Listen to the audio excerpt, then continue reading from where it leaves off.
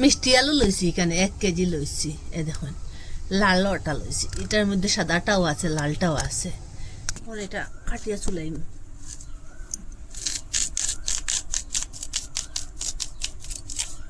খুব সুন্দর দেখুন নারকেলের মতো।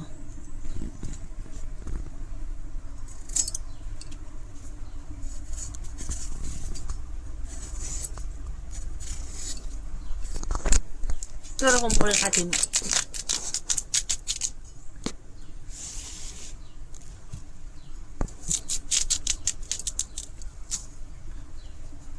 তাড়াতাড়ি সিদ্ধ হইবে, একটু ছোট ছোট করে কাটলাম। দেখুন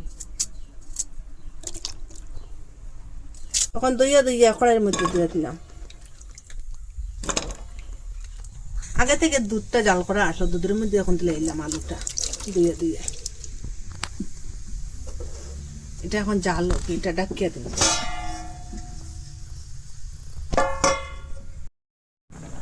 ঢাকনাটা সরাইলাম এখন, না দুধটা উতলিয়ে পড়ে যাবে।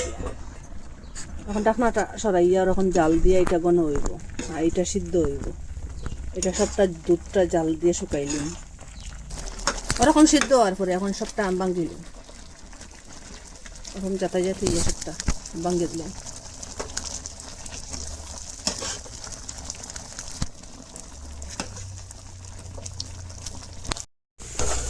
সবটা ভাঙ্গি লিছি, দেখুন সবটা ম্যাশ করে লিছি। এখন ওরকম শুকানোর পরে গ্যাসটা অফ করে দিলাম, এটা ঠান্ডা হোক। হাতের মধ্যে একটু ঘি লাগাই দিলাম আর ওখানেও দিলাম আর 2 চামচের মতো ঘি দিয়ে দিলাম।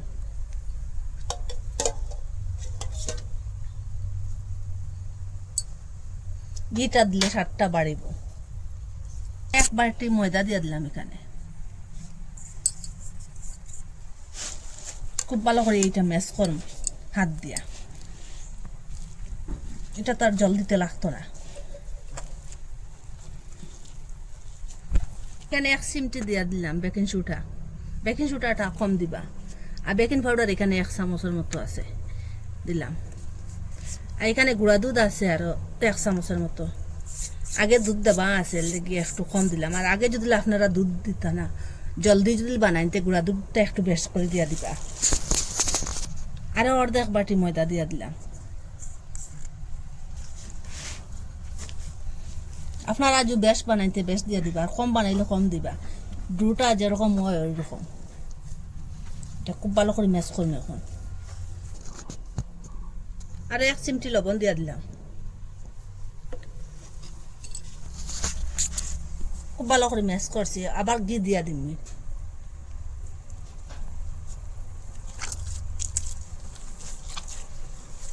ঘি দিয়ে এরকম ডু একটা বানাইলাম। আপনারা যদি ঘির জায়গা সাদা তেল দিয়ে, সাদা তেলও দিতে পারবা। আর ঘিটা দিলে স্বাদটা হইব।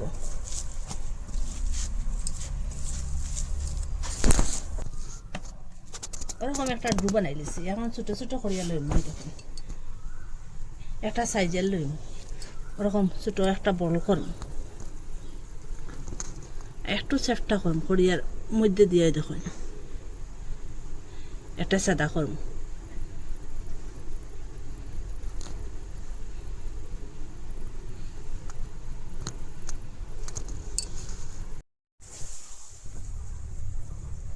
ওরকম করি আর ওই রকম করলাম। এই দেখুন ওরকম করে সবটা বানাই লিছি। চিনি দিলাম ওই বাটি দিয়ে মাফ করিয়া 1.5 বাটি দিয়া দিলাম। আলুটা মিষ্টি আছে, 1.5 বাটির লাগিয়ে 2 বাটি জল দিয়ে দিন এখানে। আপনারা যদি আরো মিষ্টি খাইতে আরো মিষ্টি দিয়ে দিবা। এখানে মুখ ফাটাইয়া এলাইচ দিলাম 2টা। আর এখানে ফুড কালার দিয়ে দিলাম। খুব সুন্দর একটা কালার আছে, দেখুন ফুড কালার দেওয়া। চিনিটা গলে এটা একটা দুটার না হইল হইব। ঘি দিলাম। এখন ঘির জায়গাতে আপনারা সাদা তেল দিয়ে বানাইতে পারেন। আর ঘিটা দিলে স্বাদ হইব। ঘিটা গরম হওয়ার পরে একটা একটা করে দিলে এলাম আমি।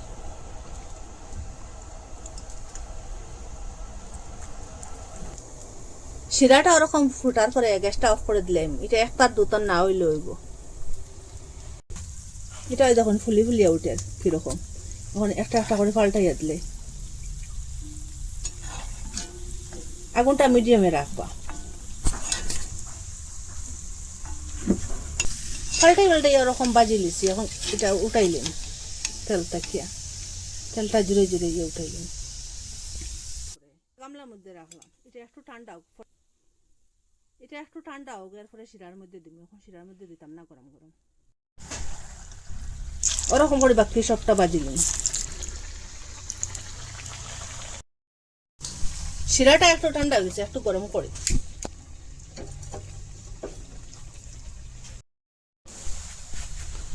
ওরকম করে সবটা বানাই লিছি। একটু ঠান্ডা হোক, এটা ঠান্ডা হওয়ার পরে এখন শিরাটা উপরে থেকে ডালিয়ে দিলাম। শিরাটা একটু গরম গরম দিলাম।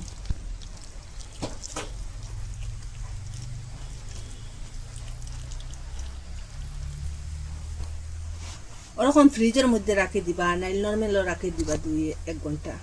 আপনারা তো মিষ্টি আলু দিয়া কত কিছু বানাইয়া খাইন, তরকারিও খাইছন আর মিষ্টিও বানাইয়া খাইছন। ওরকম মিষ্টি আলু দিয়া মিষ্টি আঞ্জির বানাইয়া খাইবা, মিস করবা না, খুব সুস্বাদু। এরকম মিষ্টি আঞ্জির যদি বানাইয়া খাওয়া যায়, আর দোকান থেকে মিষ্টি আনিয়া খাইবার কথা আপনারা ভুলে যাইবা গিয়া। এত স্বাদ কি বলবো, যে না আপনারা বানাইয়া খাইলে বুঝতে পারবা এটার স্বাদটা। একটা খাইলে খালি খাইবার ইচ্ছা করবো, খালি খাইতেও থাকবা।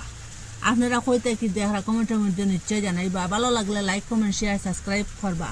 আর আজকের ভিডিও এখানে শেষ, নতুন একটা ভিডিও নিয়ে ফিরে আসবো বন্ধুরা।